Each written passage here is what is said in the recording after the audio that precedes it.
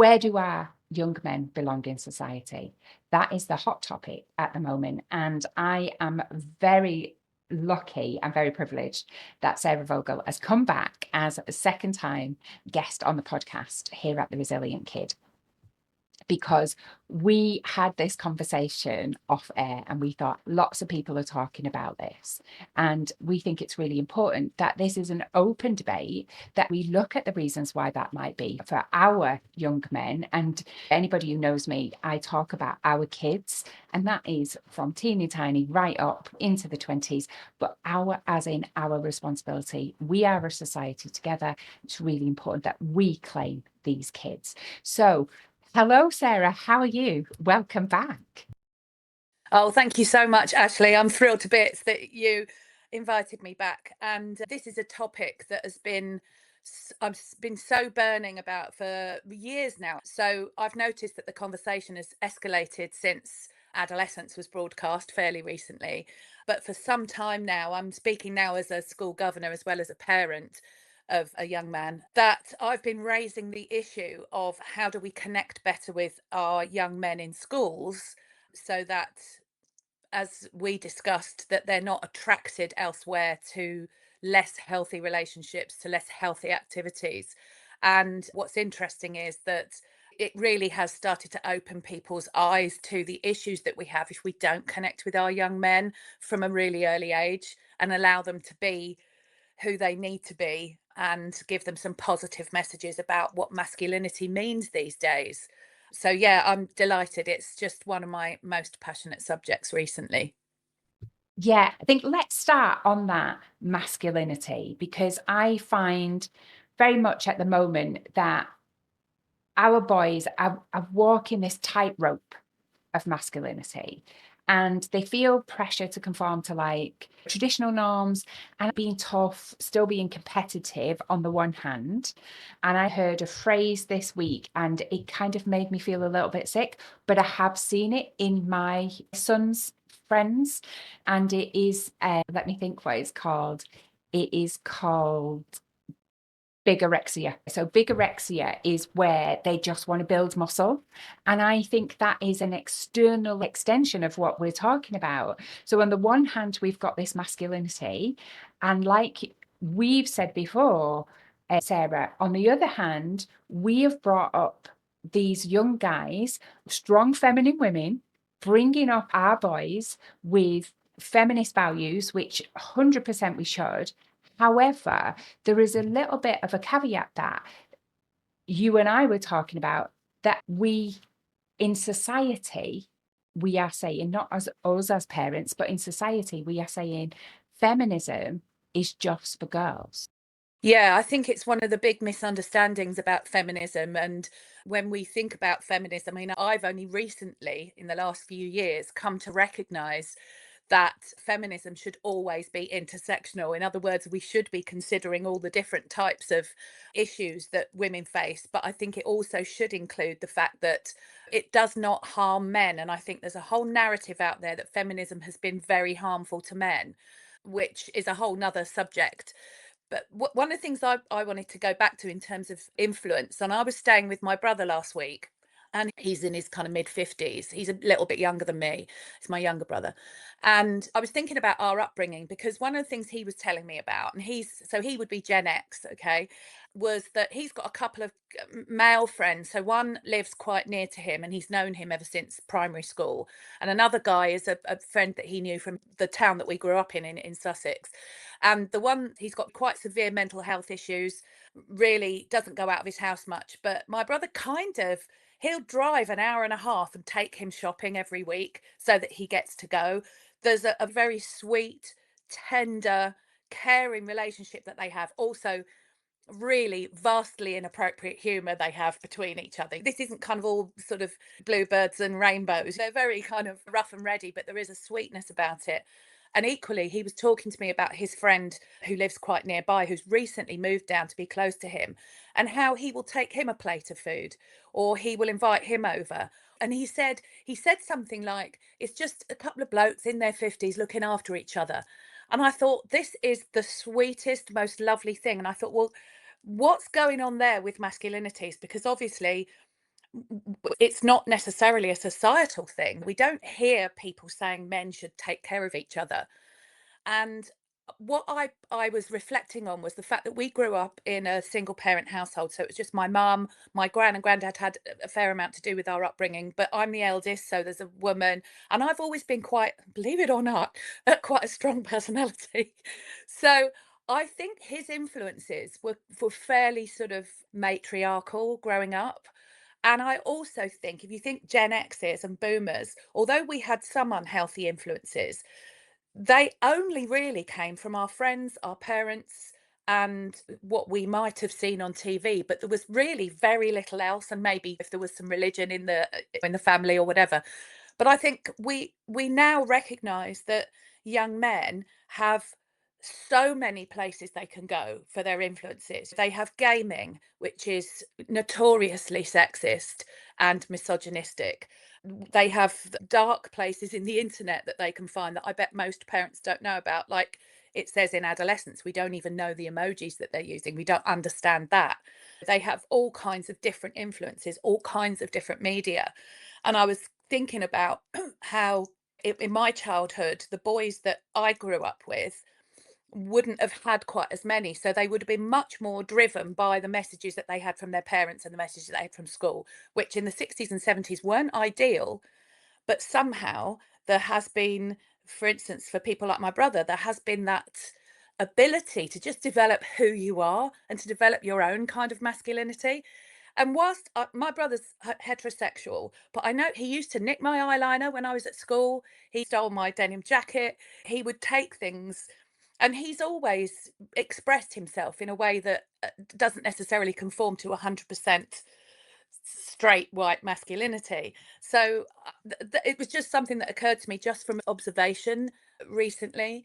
And again, I would contrast that with something that I experienced recently as a governor. I had to sit on a panel to handle a complaint, and I won't go into the details, but one of the things that was emergent was that the messages that this particular year 6 boy had been receiving was, you need to be a soldier and you need to protect your family when I'm not here. So this was a strong message that the father was giving out. And I can see that that was causing this child quite a lot of confusion in terms of what's he supposed to do. And it was kind of getting him into trouble. Yeah, and I think those two very polar opposite examples you give us there, Sarah. And now, listeners, you can hear why we've brought Sarah back. But yeah, I think first, let me just talk to that example about the young year 6 boy, because no year 6, irrespective of race or gender, should be in charge, should feel responsible. And I had an old professor who taught me hypnotherapy, and he was amazing, but he said he'd struggled all of his life, and he had he looked like a Viking. If I say that, you'll know what I mean. He had a big beard, long hair. We did reenactments at weekend. He was real masculine looked, and he said he really, really struggled all of his life because he'd gone into a nurturing career because he was a counselor and a therapist, and he did hypnotherapy. He said he portrayed this big Viking thing because his dad said to him as he was leaving for war, "You are now in charge." And he said that stayed with me all my life.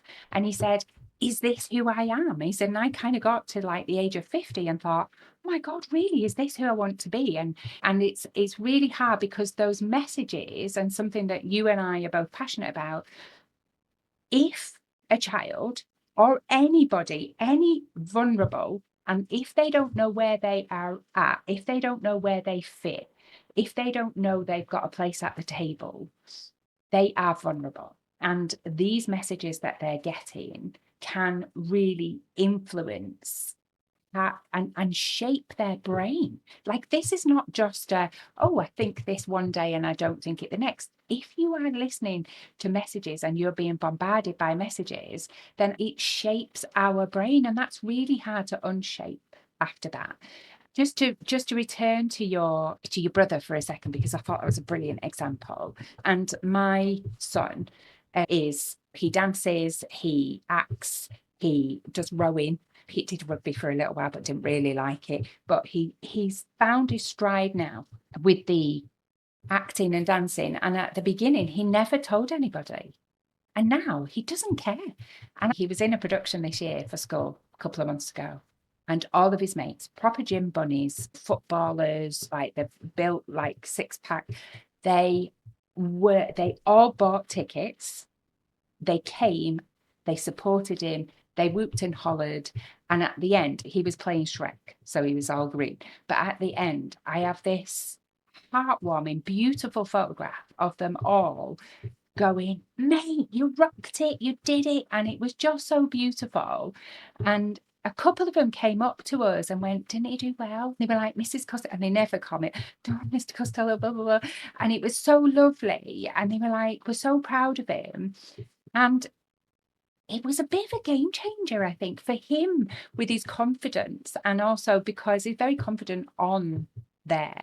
But what a beautiful group of lads who will take the mickey out of each other, absolutely rip each other mercilessly, go to the gym, build all these muscles, but appreciate that this is his thing and they'll meet him where he's at. And I thought that about your brother, how beautiful that he's got that nurturing element. It's two 50-year-olds just looking after each other. That is, and that's something to be celebrated, along with him probably being in that, I was trying to work out, probably romantic eras where the lads all wore eyeliners, the days of like the style Heaven 17, all the Spandau Ballet where they were all wearing makeup, Adam and all that. So amazing. So we've had like a few different examples there. And just shout out as well to Finn's friends, because they sometimes listen to the podcast. So well done, you guys. But we kind of talked about that. What do you think, Sarah, the messages are that these young boys are getting at the moment? Well, I think for many of them, and a different generation momentarily. So I spoke about Gen X, which you're right, would have been in the era of new romantics, although it seemed bypassed my other brother who wouldn't wear eyeliner. If you did something to force him to wear eyeliner, they wouldn't happen. Okay. So, but what I will say is that I think you and I did speak about Love Island. Another thing that I'm not a mad, passionate fan of it, but I remember thinking when I've been watching it, and these would be so not millennials, probably younger than that. So probably Gen Z, I would say, kind of the young boys, the young men that are on that. And I've noticed a real dichotomy in the way they behave. So on the one hand, it's the boys that express their emotions, cuddle each other, kiss each other, get really upset when their friends get voted out. Really observed that behavior and that body language. On the other hand, they've still got some really, what I would consider to be really old fashioned sexist tropes about things like making her my girlfriend. I made her my girlfriend. This idea, and wifey material, this kind of narrative. So it was quite interesting for me to kind of see these two things going on with that generational group. And it was very heartening to see them being emotional and cuddly and sweet with each other, but then very disappointing to hear them talk about making someone their wife. It's like, it's not 1950, love. But anyway, can you remind me what question there was, because I just forgot what you asked me originally. So what I was saying, and you're 100% right, but what I was saying was, what messages do you think these young, vulnerable men are getting?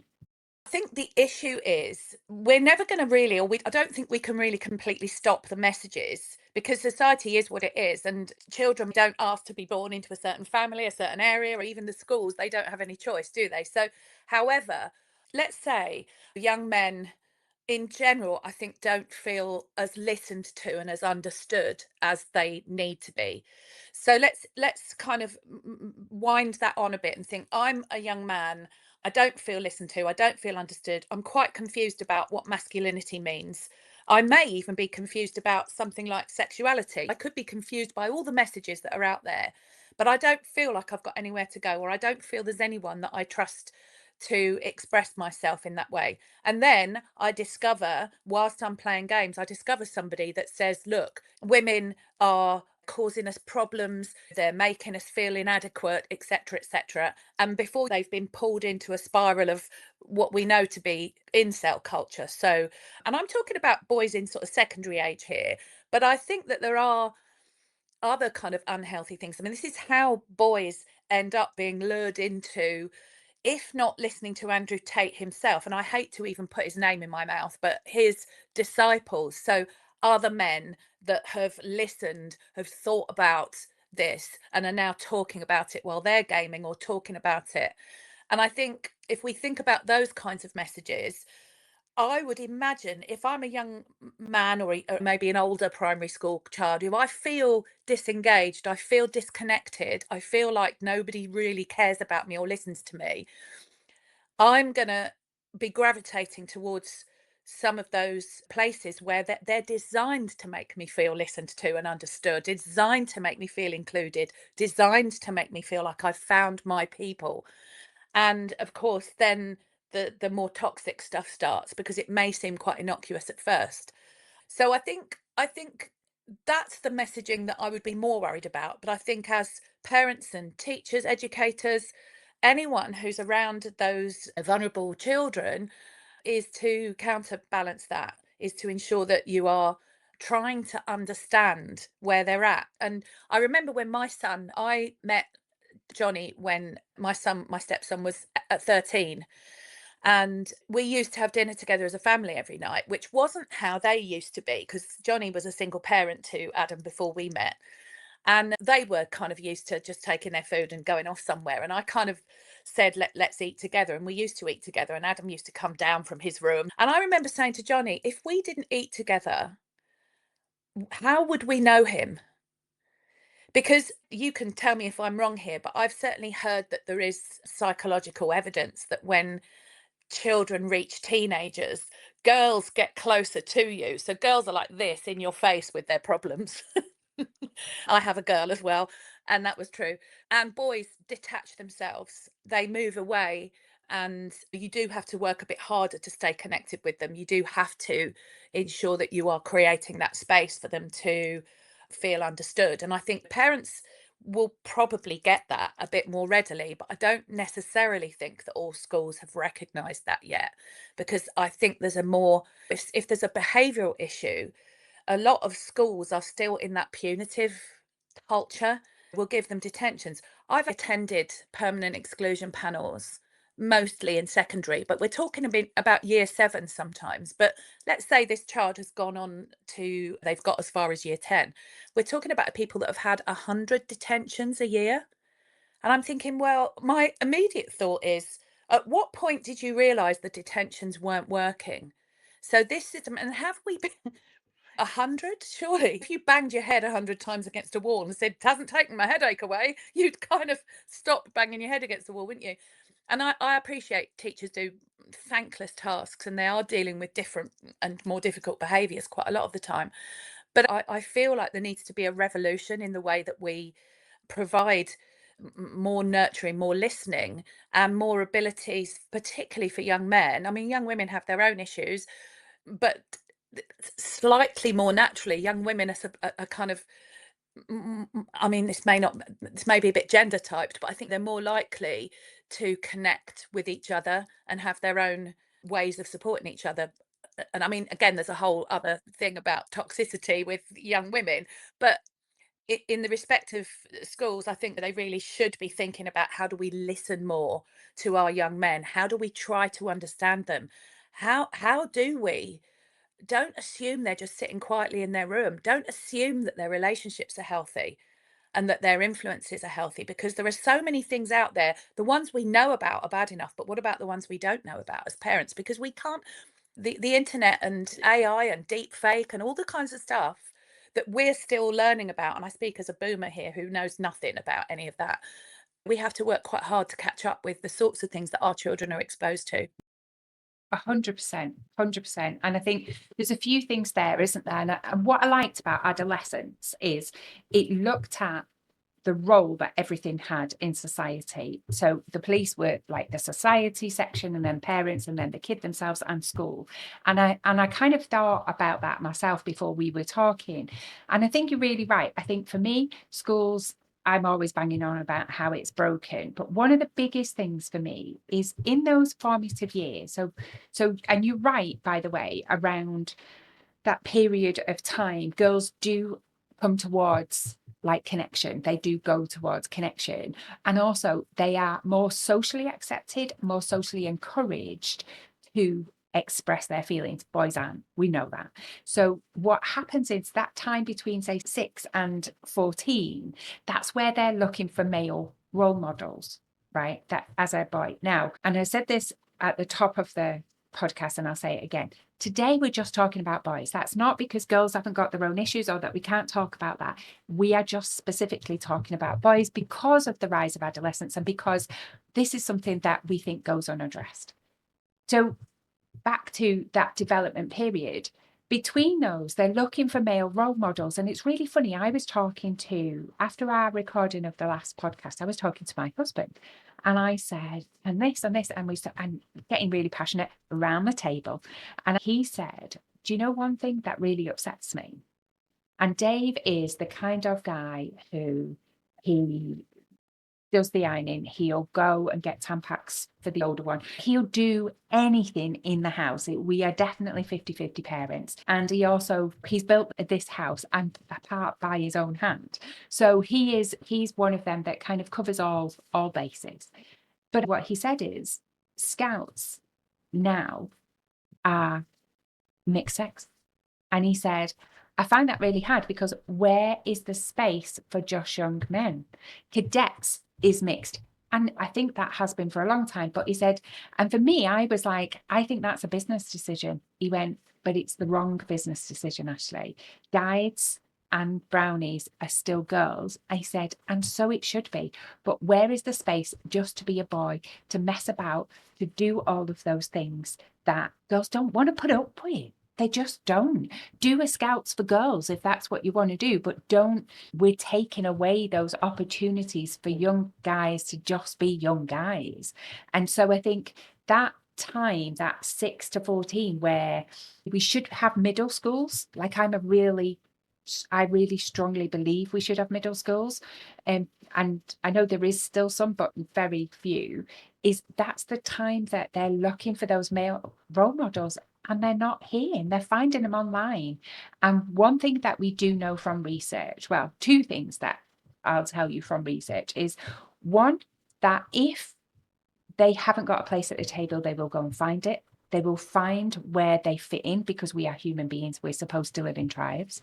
And the second thing is that we know that boys align themselves to harmful peer behavior if that means they feel accepted. Now, they're both based on research, so we know that for sure. Sarah, I'm going to let you jump in because she's biting at the bit. Yeah, she is, as ever.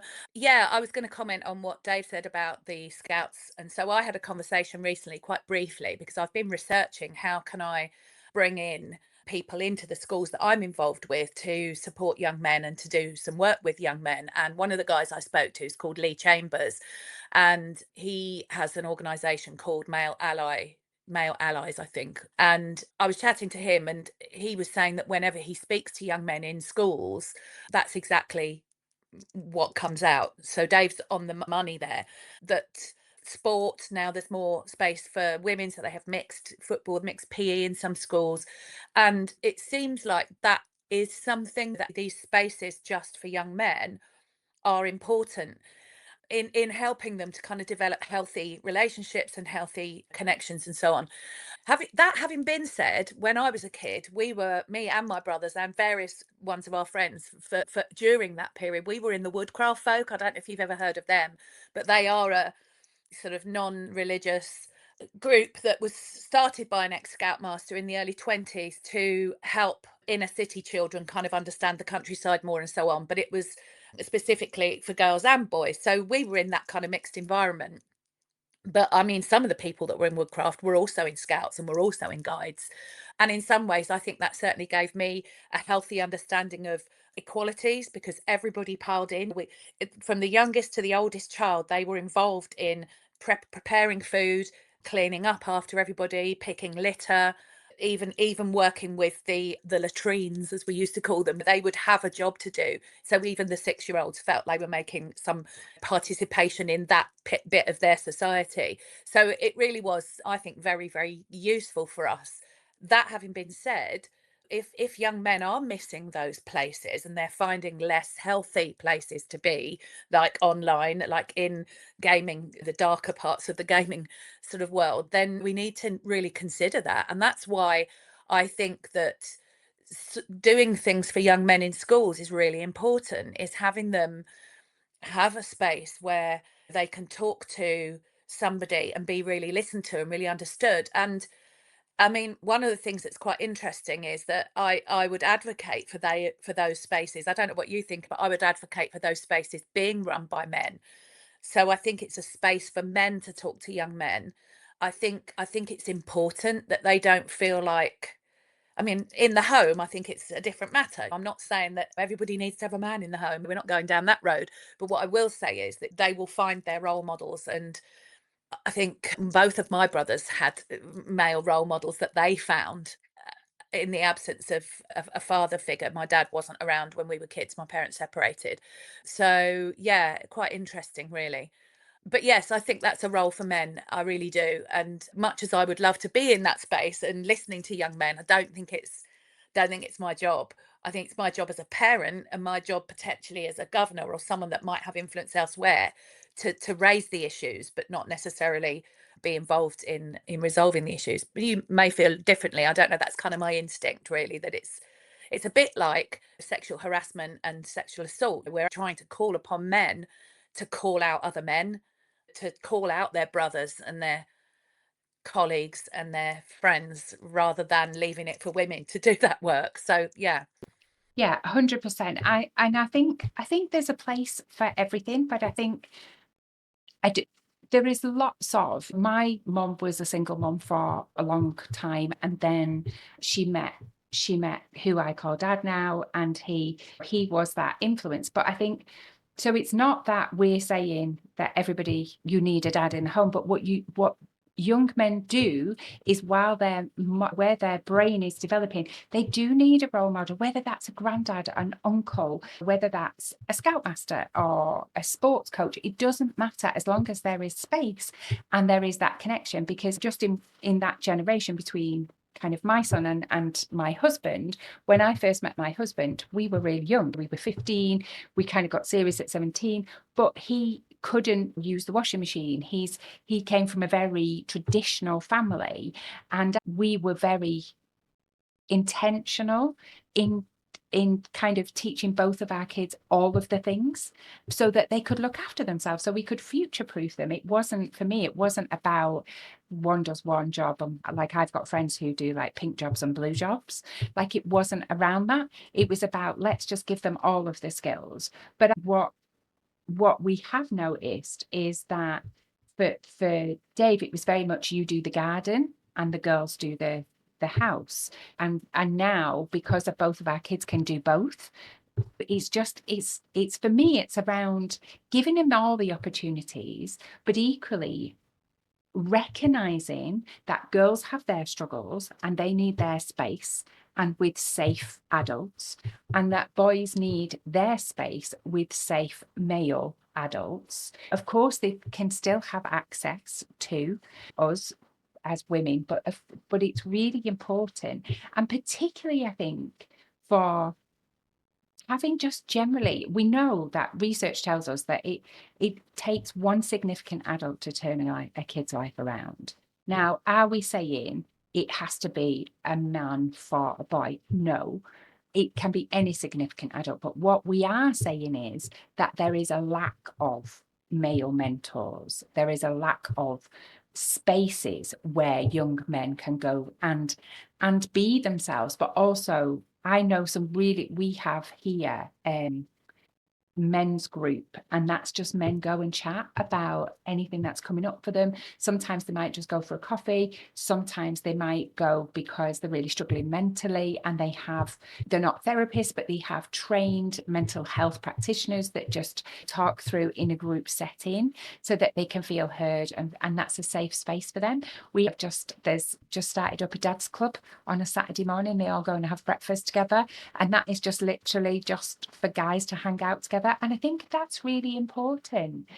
So just to go back to the school, because I think the way that adolescent did it with with each of the sections of society was really good. And so I kind of want to do that with us. If we think about school, Sarah, and you've just highlighted some fundamental things that are wrong with our education system. One of the things for me is that I feel like naturally boys need to risk take. They naturally, for their own development, for their brain development, for their physical development, they need to risk take.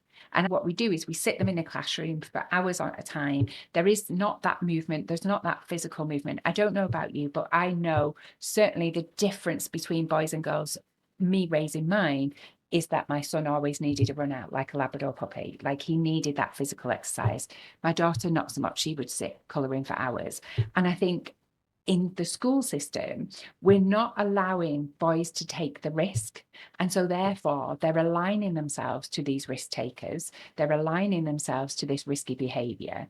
And as a school, if we educated them on social media, now I know we do, but also gaming, like for me, fundamentally, boys having access, anybody in honesty, having access to games where you can shoot, kill, and rape women in a game, hypothetically, that is still setting up a pathway in your brain.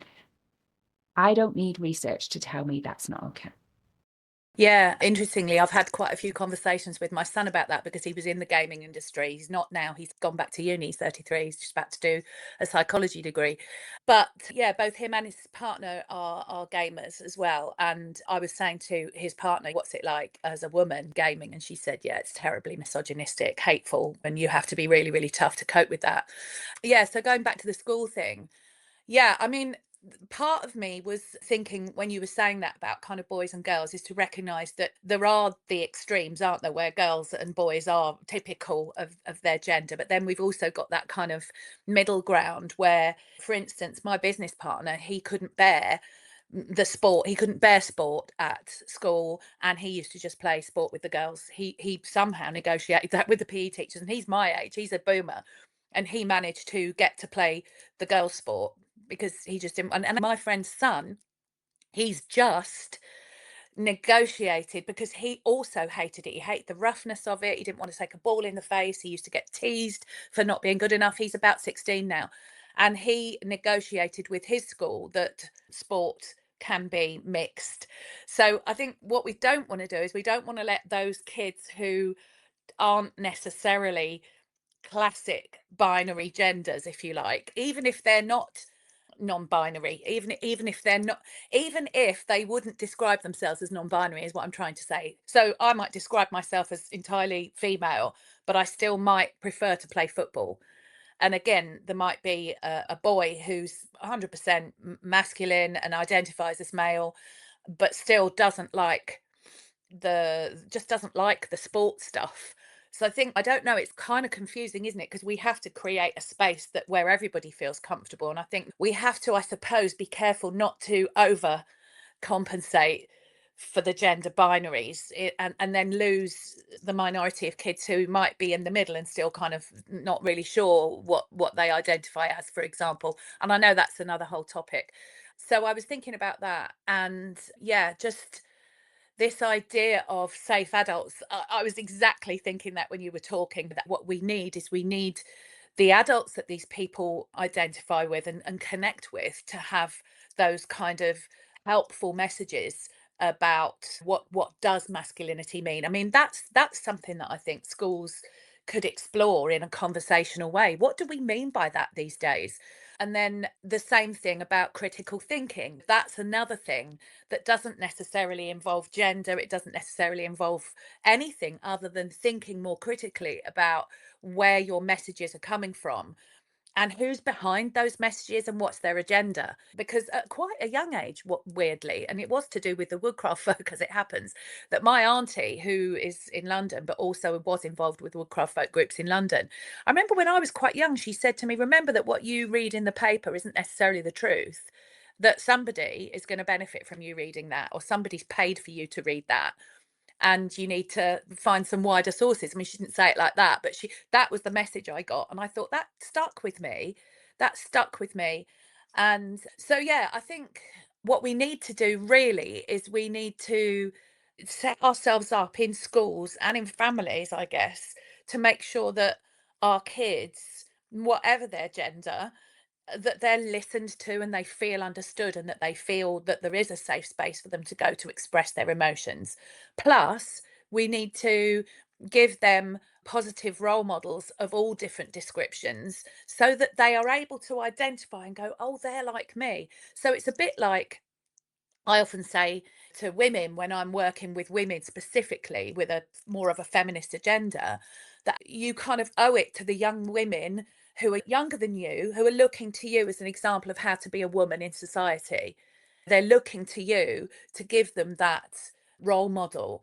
And I'd say that's true for any child. They need to be able to see someone that they can identify with, and someone that they can feel, well, at least I know that I'm not on my own here in the world. At least I know that there is somebody that I feel will understand me, because I think it is young boys that we're talking about, and I feel that that is a real priority because it's gone too far, and we've been thinking about this for years and years and years, and nothing's really happened. If anything, it's kind of got worse for them in terms of their evidence. I mean, because I'm a safeguarding governor, I think that I do prevent training every year for governors, and prevent, if you don't know, is to do with preventing radicalisation. So there's a government initiative that if anyone in any school spots the early signs of radicalisation, and they speak about that as political radicalisation, so it might be far right, it might be other extremist views, that they get onto a programme that helps to de-radicalise them.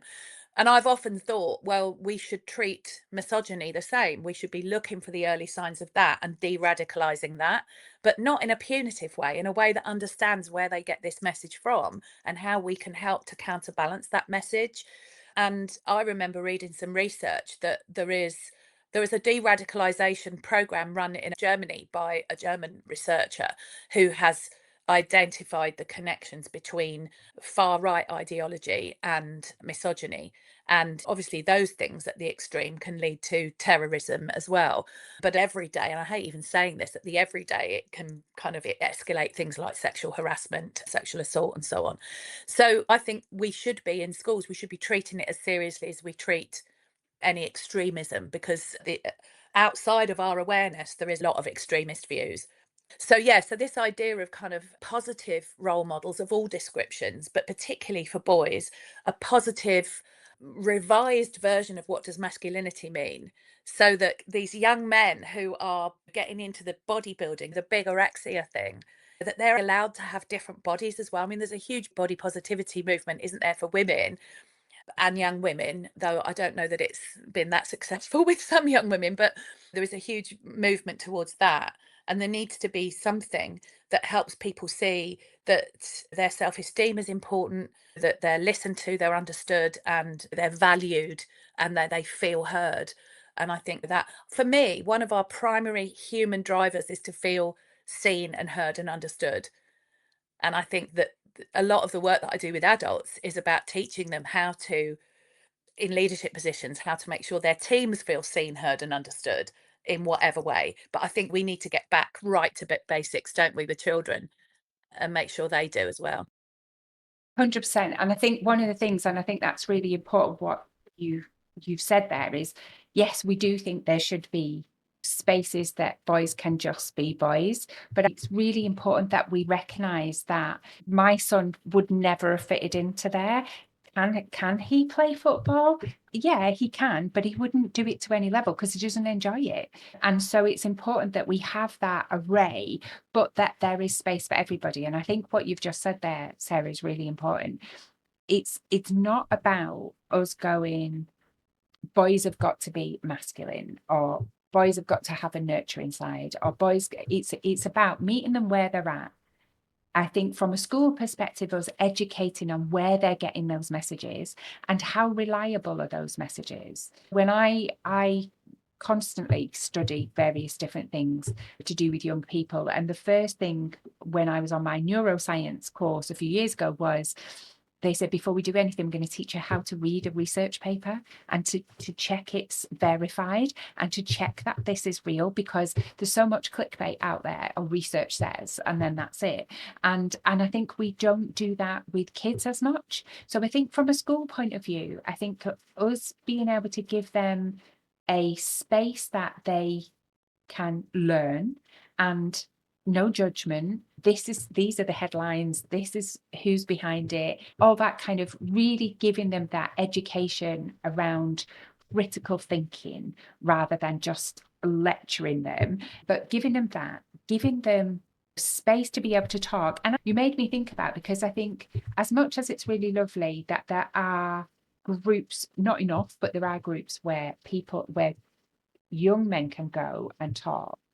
Sometimes I find, as a counsellor, I get teens, and some older teens who are male, who have specifically sought me out to speak to me as a woman. And I will always say, can I ask you, did you want a male counsellor? Why did you come to me as a female therapist?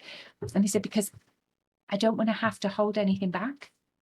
I don't want to have to filter what I'm saying. So I think if we can create, and yeah, it's a big ask, but if we can create spaces for everybody, where if you feel that you want to have those male models, that you're missing those male models, then we've got that for you. But also, like you say, have the spectrum of various different opportunities. And I think that's where, for me, I think, so just to kind of recap before we finish, as schools, I think if we can give them messages and help them with critical thinking and asking those, and also, yes, teach them about feminism, but feminism for everybody. And for me, it's also around equality training, isn't it? Which we know, by the way, Sarah's nodding her head really vigorously.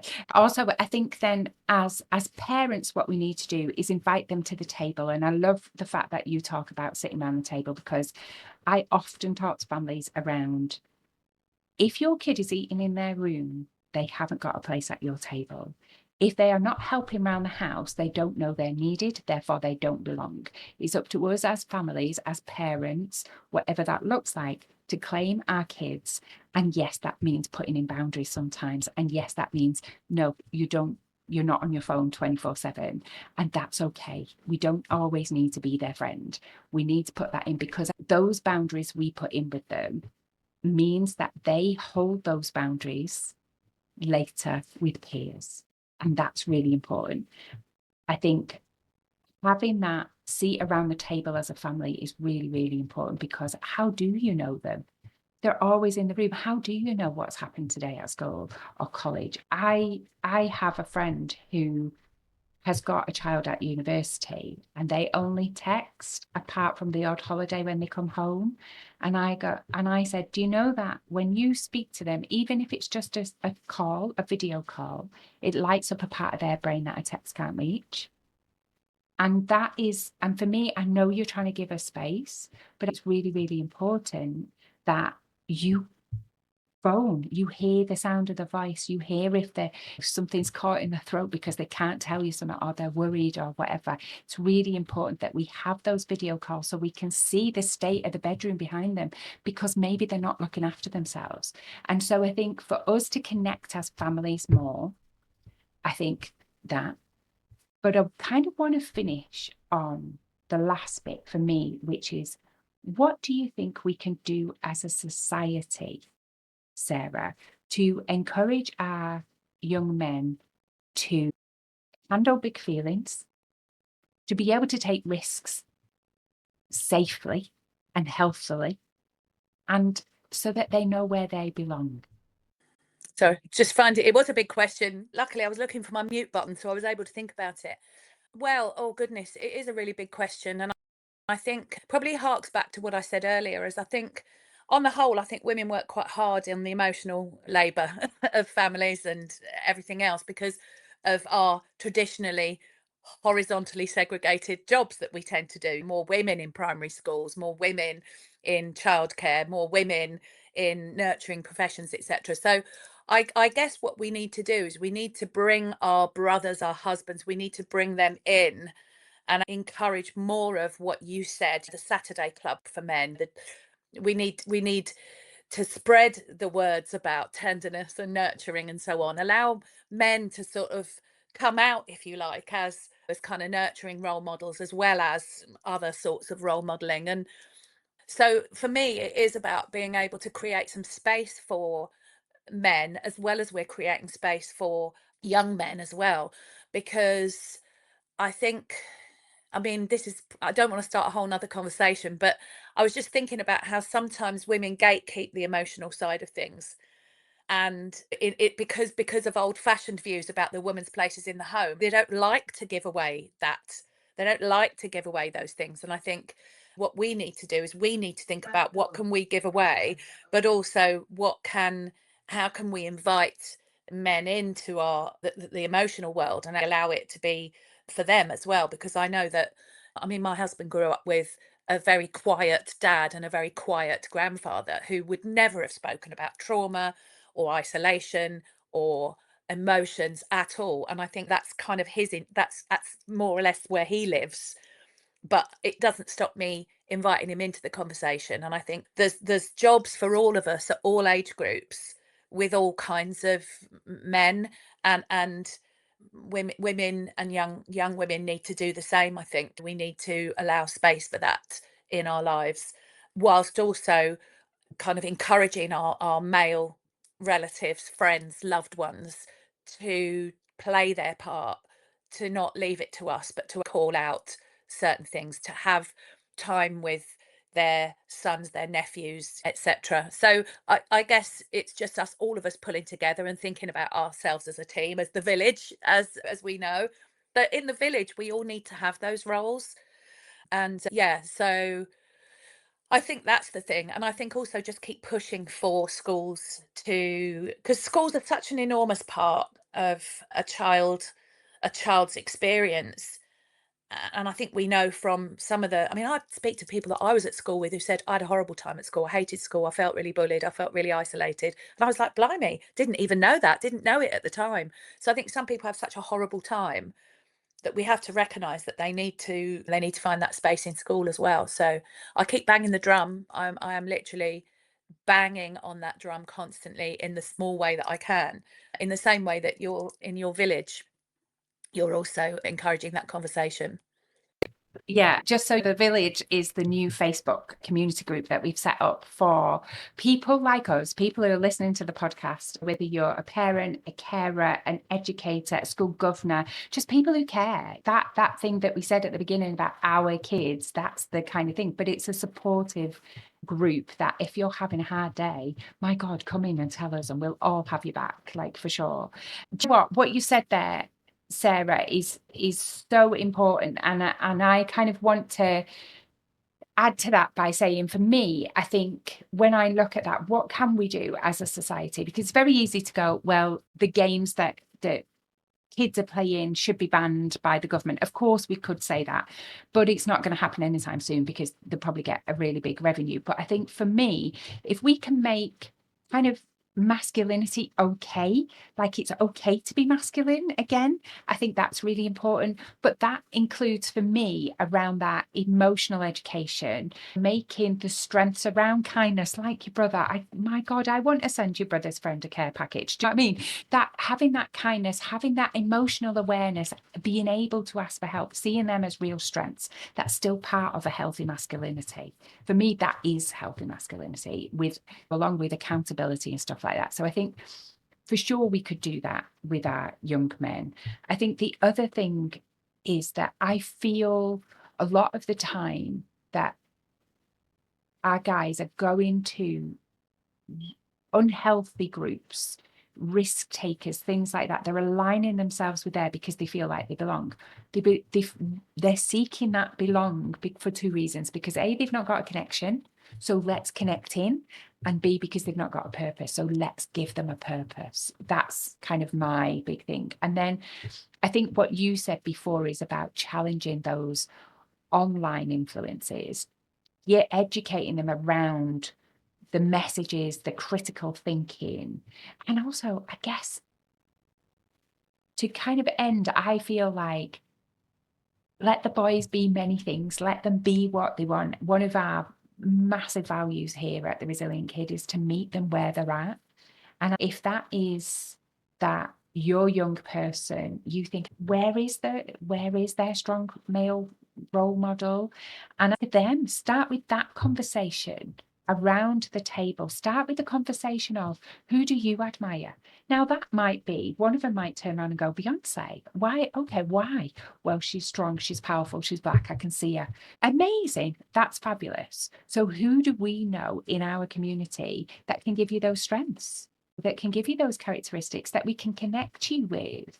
My eldest wanted to do law when she first started her A-levels. And I was like, who do I know in my community that is successful, is strong, is young? Because there's no point in giving her a role model that's like 60.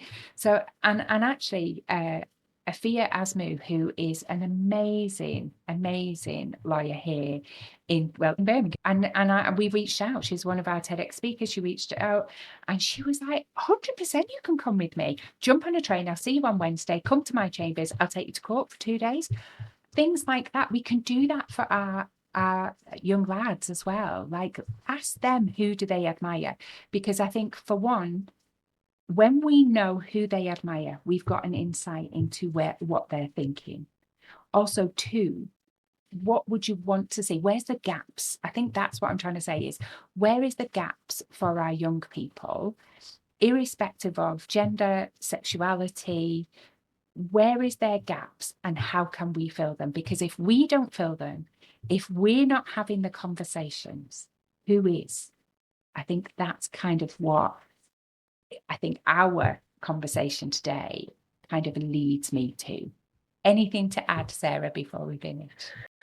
No, 100% agree with, if we're not in the conversation with them, somebody will be. So yeah, agree with that completely. The other thing I was thinking was that we need to, I think as adults, as parents, I think we need to be not afraid of who our children are.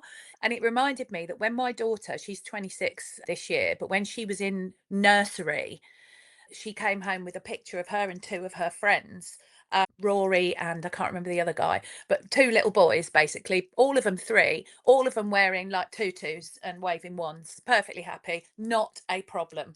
But I have known a friend of mine's child, when he was about 3, he had, in fact, we gave him Ella's Ariel dressing up outfit, and complete with a long red wig, and he loved it and he wore it all the time, and his dad went mad about it. His dad didn't like it at all. And what I want to say is, let's not make our children wrong if they don't necessarily, if in exploring who they are, if whoever they are, meet them where they're at. Don't be afraid of where they're at. Help them to see that might be. I mean, one of my relatives, they in secondary school first said they were lesbian, now identify as trans at the age of 15. And nobody's making a fuss about it, because we think that it's a period of exploration. It's a period of exploration for that child, that teenager. And I think if everybody started to get up in their feelings about it and clutching their pearls and saying, oh, this is wrong, that's going to have an impact on that child. And it's even that the name they go by isn't the name they were given. And what was really funny is that I think my family adopted the new name a bit more quickly than the immediate family. And it's not from any negative association, but just kind of, it took them a little while to kind of catch up with using the new name. So, yeah, so just to echo what you said, I absolutely agree. We have to meet children where they're at, understand them. And even if they're doing things that we think are dangerous or risky, or if they're in certain conversations with people we don't like, is not to make them wrong, but to continue to try and understand them. Because if we start making our kids wrong, then they'll close down. That's it, the door will be shut, they won't come back and talk to you again. So that would be my final point, is to make it as easy as possible for them to talk with you. Yeah, 100%. And yeah, I can only echo what Sarah's just said. If we're not having that conversation, if we're not getting to find out who our kids are, somebody else will.